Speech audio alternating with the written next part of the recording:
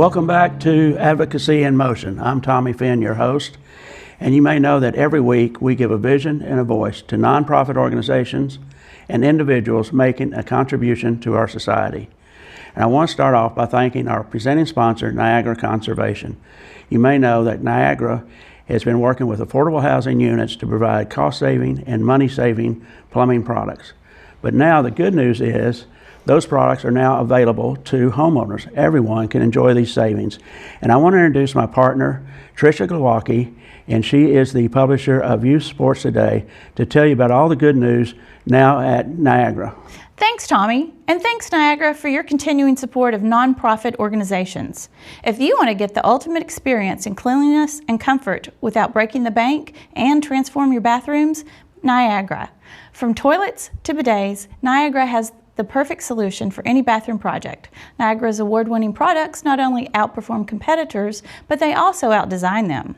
Thanks to innovations like stealth technology, Niagara's products can use half as much water as the competitors, providing you with a solution that will help the environment and save you money. Shop now on Amazon or HomeDepot.com.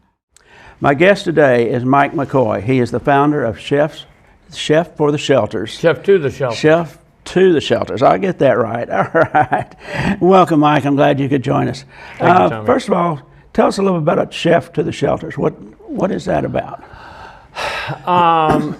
One, thank you for having me, and thank you for what you do for the community, the nonprofit community. There was a time that I was as far from the nonprofit community as could be. But I think we'll probably talk a little bit about that. Chef to the Shelters actually started, it came out of the end of COVID of 2020. I had started cooking for sober shelters as a way to give back. And before 2020, I really didn't cook. I mean, I could cook a little bit. I could hold my own, but nothing like I do today. And so during COVID, I got the Culinary Institute of America's textbook, taught myself to cook, and I started giving back by cooking for one shelter, and that turned to 2, turned to 4, turned to 8. My church at the time, they got our nonprofit status for us. And so today, we cook for 34 sober shelters for men, women, and adolescents in early sobriety. And we do that once a month. It's 1,255 men, women, and kids, and we do that for free. And we make them lights out food. And when I say lights out, in our mission statement, we talk about dignity, meals that speak of dignity and respect. And so that's kind of what Chef to the Shelters is. You're saying sober shelters. Yes. Describe that. Tell us about that. What does that mean? So a sober shelter is, when I talk about my sobriety, I'm a little over 5 years sober now. So for a little over 5 years, I have taken no substances, whether they be chemical or alcohol, to enhance my mind or mood in any way. And so when someone's sober, it's the absence of chemicals or alcohol to change their mood. So that's that. Okay, but are these special shelters, special facilities? Are they different from homeless shelters? They are. Thanks for asking that. It's special because these are men and women and adolescents just like me who have burnt their world down. And they don't have another place to go. Probably don't have the funds to go to treatment. Treatment's very expensive in the United States, and I'm guessing around the world. But if they don't have that money, these serve such a vital role. And there's, they go by different names. There's a social detox. There's social transition shelter. Then there's just a sober shelter, and then there's sober living homes, and that's where people go after they're in these shelters. So they come into these sober shelters, and they're the most beautiful people on the planet because they surrender. When they go in, they just go, you know what, my way's not working, and I need someone to guide me. And there's people in those facilities that will take them from, just like I was taken from day one of, I had to learn how to live a life without drugs and alcohol, and that's what they're doing. And there's stipulations for them being in these shelters. There's urine analysis, or as I call it, UA testing. There's a requirement for a number of meetings that they go to each day, each week. There's service commitment commitments. That's kind of where Chef to the Shelters came from. I was trying to give back in a way for a service commitment. I did not anticipate it was going to turn into a career, but so that's what a sober shelter is. Well, I know you have a great story to share with us, and you know what you're talking about. You were homeless at one time. You went from being a very highly successful businessman in sports marketing as well as some other industries to homeless. Tell us about your journey and how you went from there to where you are now. So grew up in Dallas, went off to the University of Arkansas to college, and out of college I ended up with Hilton Hotels. They have a national sales office that was here in Dallas, and landed in that. Did some pretty spectacular things early on, and that got me noticed. In 1991, I won National Salesperson of the Year for Hilton Direct on the outbound part of our business. Ended up at the national sales meeting that year that was at the Beverly Hilton in Beverly Hills on the rooftop. I just found some pictures from that, and I did not remember that I have a picture with me and Bob Hope and Merv Griffin, because at the time it was the Merv Griffin Beverly Hilton. But anyway, that got me noticed, and got an opportunity to move to Beverly Hills. I lived in the Beverly Hilton for about 11 months. At one point, my next door neighbor was Rodney Dangerfield. And then came back to the national sales office, and then Hilton bought the Point Resort, so I went out as a transition guy out in Phoenix, Arizona. Came back to the national sales office. So now we're in the 93, 94 time period. And somebody came up to me and told me that they had heard that they were going to build a horse racing facility here in Dallas, as we know it now as Lone Star Park, but it hadn't even come out of the ground yet. And I went and interviewed, and I landed it's a Harlan Crow project at the time, and I landed with the team there, and we brought that building out of the ground, and that was absolutely just the most fun I've ever had in a long time in a career. But I can see, looking back, I couldn't see it when I was in it, and that's part of my alcoholic journey, is I couldn't see what a mess I was becoming while I was in it. But I was responsible for a lot of the suite sales that took place there, along with some other responsibilities that fell under my purview. And what I found was, when we were live racing, I would go and visit the suite owners each night, and I started having a drink, either a beer or a cocktail in suite. So I might have had 10 to 20 drinks a night while I was at work. I still wasn't having any consequences, so I didn't see anything wrong with what I was doing, but that's the mind of an alcoholic. And pretty soon I got a phone call from Disney at the time out in Anaheim. At the time, they owned the Anaheim Ducks and the Anaheim Angels. And I interviewed with them. It was my friends from the Dallas Stars that recommended me to Disney. And my joke with them at the time was, you guys just want me out of the market because I'm taking too much market share from you with our sales. And that's just a joke. So I went out to Disney. I was director of sales for the Ducks.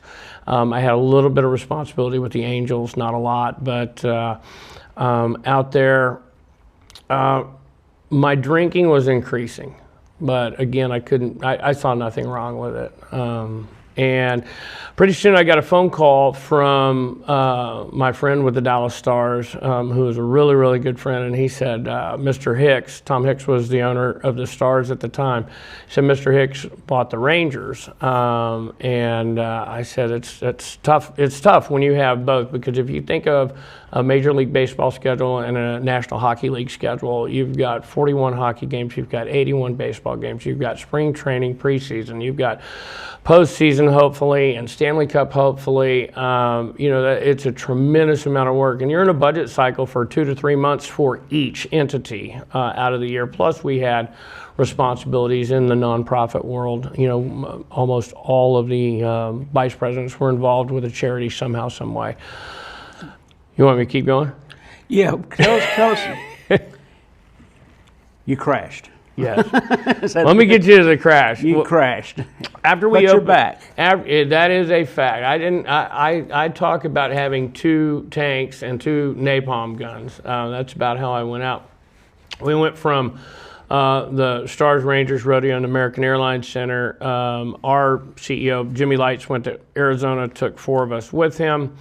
Then he came back, and in '04 the lockout came in the NHL, and I was with just the Coyotes there. And when the lockout came, I was approached by one of my suite holders, who's commercial real estate, Stewart Title and Trust, and he asked me to come on board as his VP of Business Development. And here's what I know looking back. It was a tremendous amount of money. It was a country club membership at Arizona Country Club. It was an unlimited expense account. And when I say unlimited, I mean unlimited. I traveled the world with my clients. Took them to the Ryder Cup at K Club, the Open Championship at St. Andrews, 7 World Series, 4 Super Bowls, 2 Kentucky Derbies. I could go on. I just don't think that I was prepared at the time for that. Plus, it just accelerated my pace. An alcoholic, it's a progressive disease. And I just kept adding to it. So, but I had gotten married by 2011,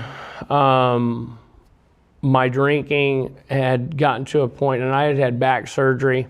They introduced me to morphine in the hospital, and then they gave me a pain doctor. And you don't give an alcoholic like me a pain doctor. So I started manipulating the doctors, and by 2012 I'd burned down my marriage.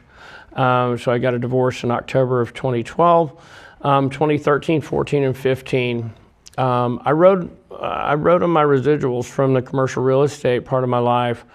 And for 3 years, I laid on a couch, and I had gotten up to 300 Percocet a month, Adderall to get up, Ambien to go to bed, frequent cocaine use, and a bottle of scotch a day. That's amazing. By August of 15, I was ready to check out. I was done. I didn't think I was living in so much, I'll just call it hell. I was living in hell, self-imposed, I might add. And I just wanted to go. I didn't think I had anything to offer anyone in life. And so I attempted suicide in August of 15. It didn't work because I think I'm still here today. But that kind of takes you up to the crash. Now, let's come back up. Let's get to the good stuff.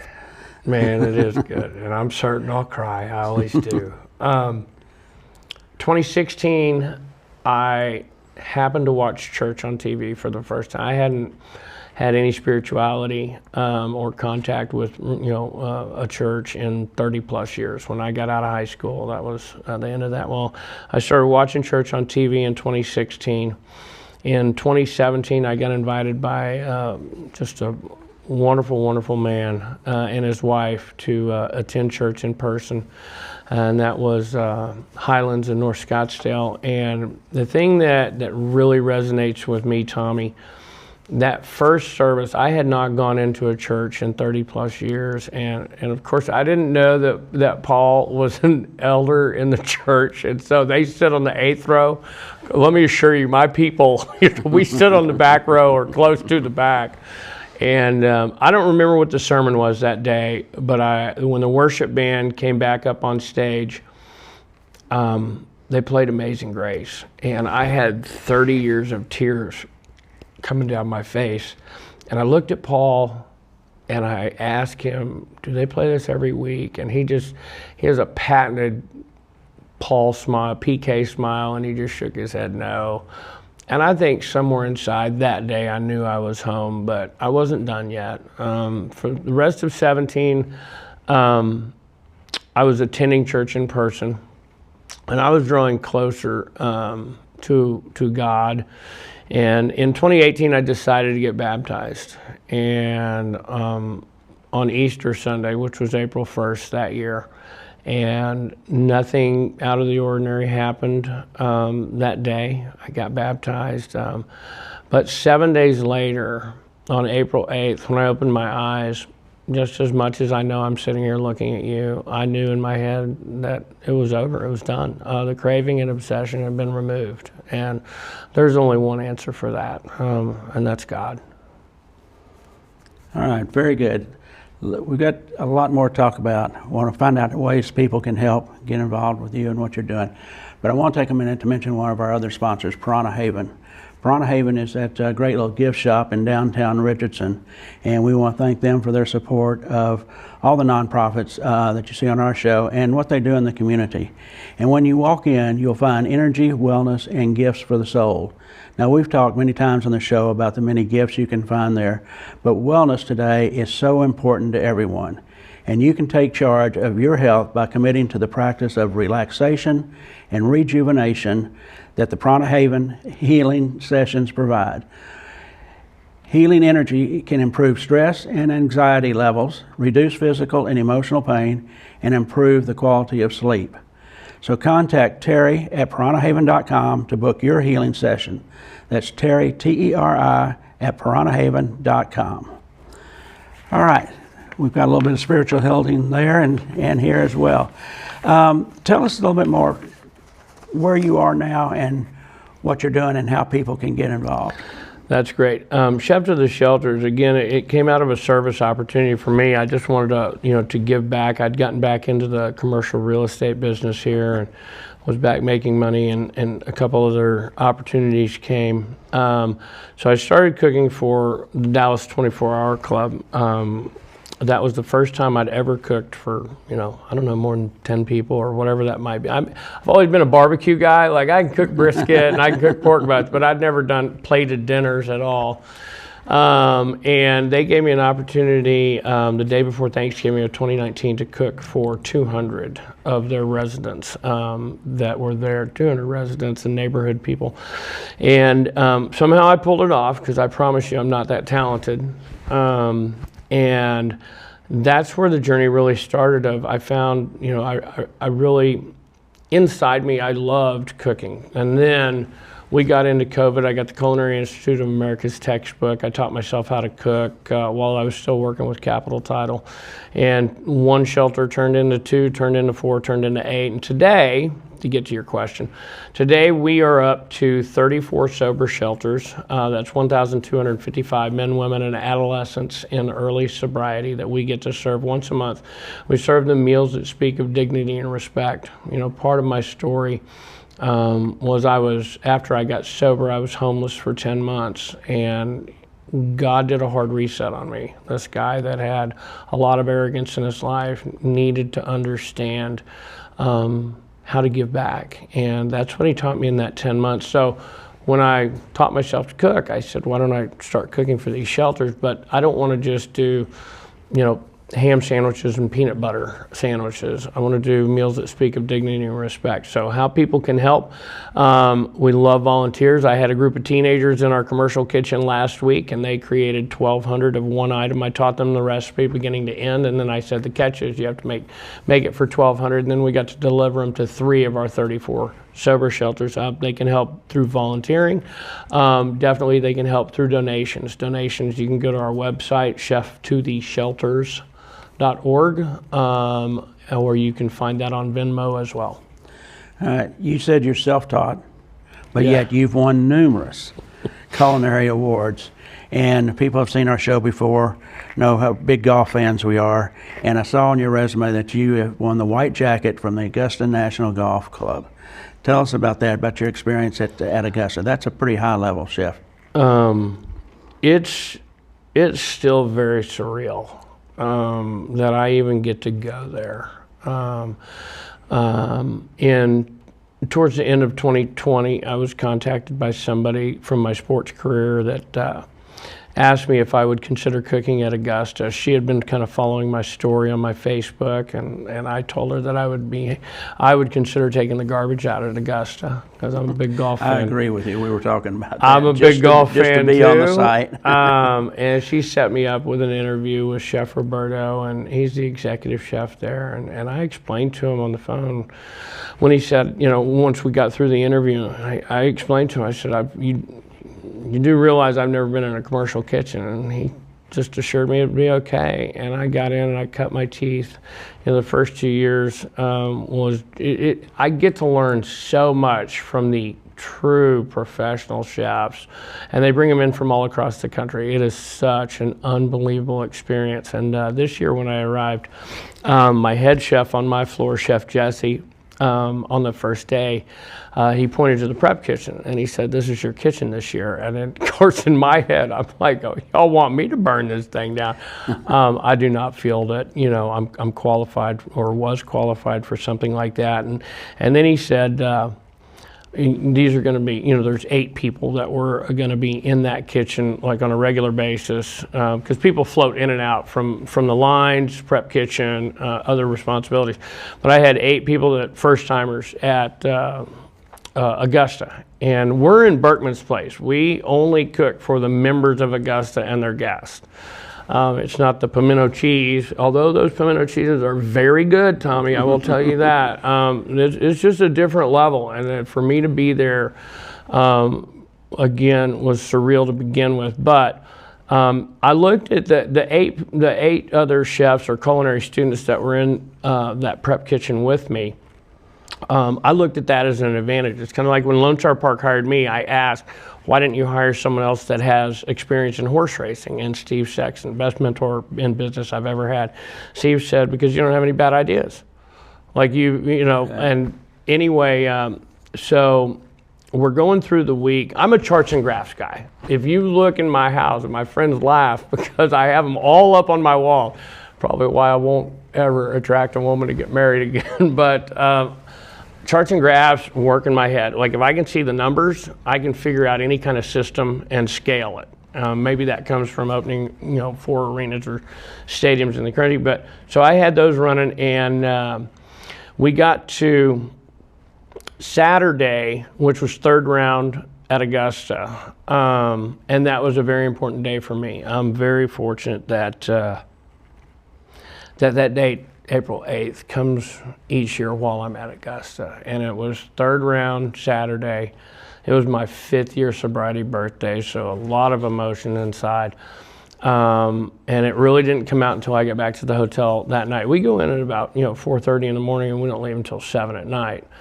And I get back to the hotel, and I just, it's kind of like the tears of 30 years of, not being connected with God. It's, tears of 5 years of sobriety, because if you drank and drugged like I did, you'd understand the grace that you could feel. And I did. So, all right, so that's that. And I get up the next morning at 3, and I'm in the kitchen by 4:15, whatever it was. And I'm at 150 miles an hour. And 2 of the sous chefs come by me at about 4:45 in the morning, and they said, "We need to see you down in the bullpen with Chef Jesse." And I've never been to the bullpen where the head chef and the sous chefs meet. It's a pecking order, a hierarchy there. And I'm going down the stairs, and I'm going farther back than 5 years, and I'm trying to think, what have I done wrong? I didn't come to work drunk. I did come to work. I can't think of why I'm going to the bullpen. And when the door opened, I remember I just saw Chef Jesse's face, and it wasn't, it wasn't a mad face, and I was just like, what's happening? They have the ability to give out 2 white jackets on Final Round Sunday each year, and he pulled a white jacket out, and he handed it to me, and he said, "You've earned this, and I need you to put it on and get back up to the floor." And the other part of that, and this is God doing for me what I couldn't do for myself. Sunday was also Easter Sunday this year. And if you remember in the story, I got baptized on Easter Sunday, and 7 days later woke up sober. And for me to be around the professionals that I get to be around and learn from them, the only answer is God. Very good, very good. We've talked about so many things and such a great journey. And I mentioned my partner, Tricia, who's publisher of Youth Sports Today, and we publish articles of hope, of ambition, of young people you can do it.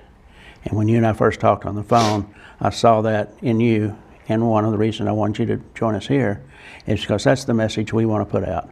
And I thank you so much. We've talked about a lot of things. Is there something that we've overlooked, something you would like to say that I haven't asked you that you would like to add? This is your time to tell us what you want.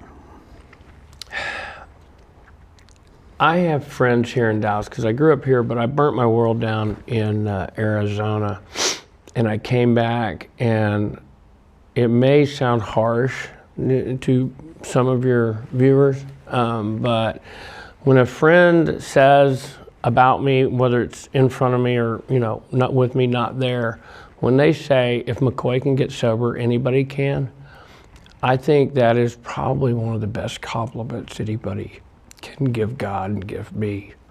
By the way I drank, and I'll tie that in with something you just said, like young people that, you know, want some hope and want some. I can tell you this, if a guy like me can get in the kitchen and teach himself the fundamentals of cooking, and anybody can. But following that, you have to be surrounded by professionals that you can learn from. I think that's great. We really appreciate your time here and Thank being you. with us. And I also, again, want to thank our sponsor, title sponsor, Niagara Conservation. Good news is you can now buy their money-saving, water-saving products online. So go to niagaracorp.com, check that out, or you can even go to homedepot.com and see the line of products there. And also our friends at Piranha Haven, for the wellness in your life, contact Terry at piranhahaven.com and book your healing session there. It's just a wonderful, wonderful experience. So thank you, Mike, so much. Thank you to our sponsors. And we'll be here next week. Thank you, Tommy. You bet.